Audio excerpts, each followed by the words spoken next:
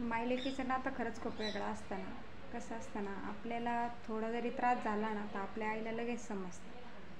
आणि जो आईची जी काळजी असते ना, ती खरंच जगात खूप जास्त वेगळी असते. तुम्हाला थोडा जरी त्रास झाला ना, तर तिला न सांगता पण सगळं काही कळतं.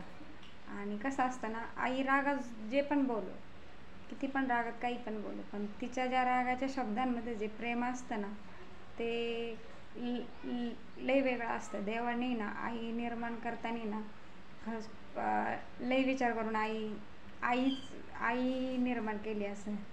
आणि जोपर्यंत एक मुलगी आई होत नाही ना, तोपर्यंत तिला तिच्या आईबद्दल म्हणजे एवढंही नसतं.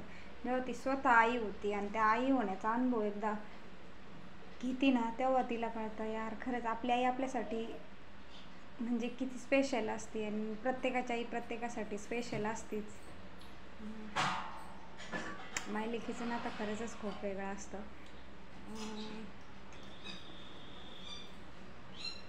असं म्हणत्या का बापाचा सगळ्यात जास्त जीव मुलीमध्ये असतो, पण तसं काही नाही. एका आईचा पण तितका जीव तिच्या मुलीमध्ये असतो, कारण की ती कदाचित आहे ना बापापेक्षा 9 महिने मुलीला जास्त ओळखते, कारण की ती तिच्या उदरामध्ये मुलीला वाढवते. आणि कदाचित तिचं अटॅचमेंट मुलीसाठीच जरा जास्तच असतं. पण कसं आहे ना, बाप बोलून दाखवत नाही. बापाच्या भावना मुलीसाठी खरंच खूप जास्त वेगळ्या असतात.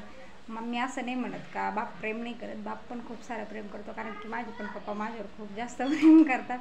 आणि आई कधी बोलून नाही दाखवत, पण माझ्या आईला पण माझी खूप सारी काळजी आहे. कसं आहे ना, मायलेकीचं नातं खरंच खूप वेगळं असतं.